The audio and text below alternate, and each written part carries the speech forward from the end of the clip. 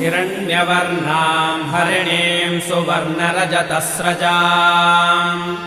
चन्द्राम् हिरण्मयीम् लक्ष्मीम् जातवेदो महावः ताम् महावः जातवेदो लक्ष्मीमनपगामिनीम् यस्याम् हिरण्यम् विन्देयम् गामश्वम् पुरुषानहम्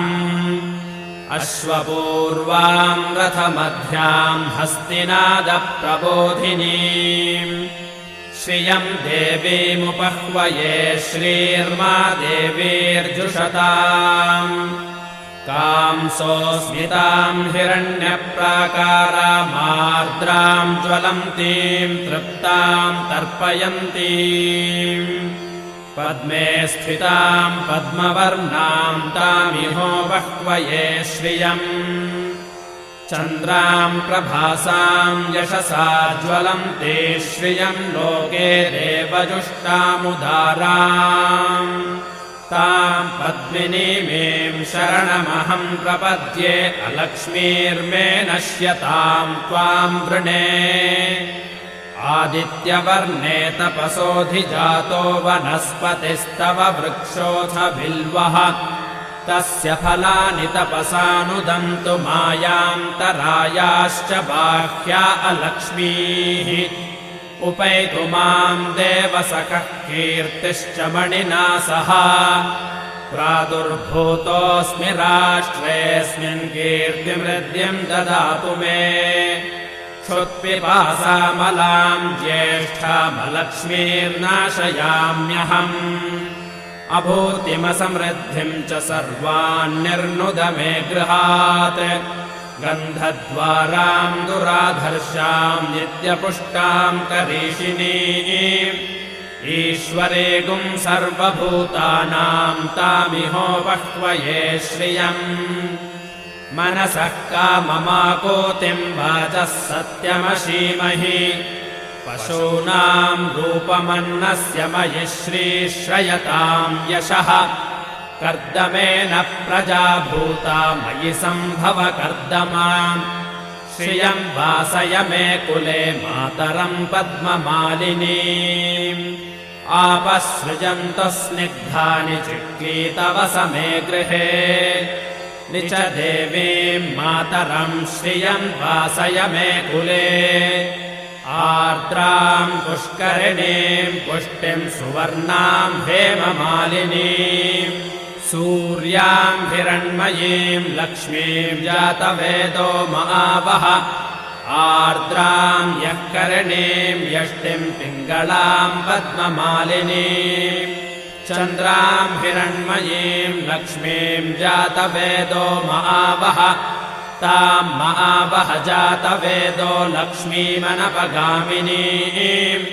यस्याम् हिरण्यम् प्रभूतम् गावो दास्योऽश्वान् विन्देयम् पुरुषानहम् यशुजिः प्रयतो भूत्वा जुहुयादाज्यमन्वहम् सूक्तम् पञ्चदशर्चम् च श्रीकामः सततम् जपेत् पद्मानने पद्म ऊरू पद्माक्षी पद्मसम्भवे तन्मे भजसि पद्माक्ष्येन सौख्यम् लभाम्यहम् अश्वदायी गोदायी धनदायी महाधने धनम् मे जुषताम् देवि सर्वकामांश्च देहि मे पद्मानने पद्मनि पद्मपत्रे पद्मप्रिये पद्मदलायताक्षी विश्वप्रिये विष्णुमनोनुकूले त्वत्पादपद्मम् मयि सन्निधत्स्व पुत्रपौत्रधनम् धान्यम् हस्त्यश्वादिगवेरथम्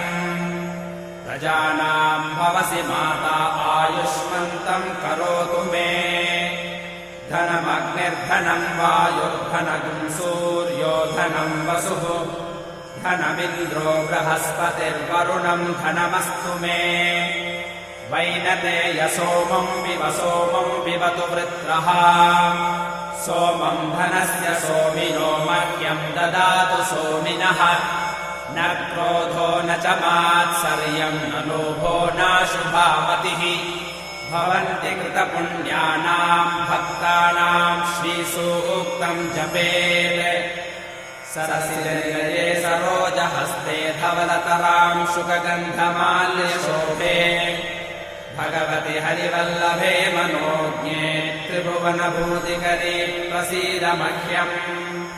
विष्णुपत्नीं क्षमां देवीं माधवीं माधवप्रियाम् लक्ष्मीं प्रियसखीं देवीं नमाम्यच्युतवल्लभाम् महादेव्यै च विद्महे विष्णुपत्न्यै च धीमहि तन्नो लक्ष्मीः प्रचोदयात् श्रीर्वर्चस्वमायुष्यमारोग्यमावीदाच्छोभमानं महीयते धान्यं धनं पशुं बहुपुत्रलाभं शतसंवत्सरं दीर्घमायुः ॐ शान्तिः शान्तिः शान्तिः हिरण्यवर्णां हरिणीं सुवर्णरजतस्रजाम् चन्द्रां हिरण्मयीं लक्ष्मीं जातवेदो महावः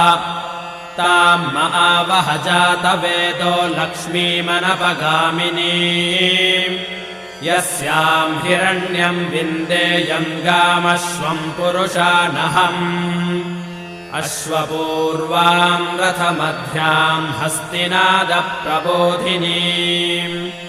श्रियं देवीमुपह्वये श्रीर्मा देवीर्जुषताम् कांसोऽस्मितां हिरण्यप्राकारामार्द्रां ज्वलम्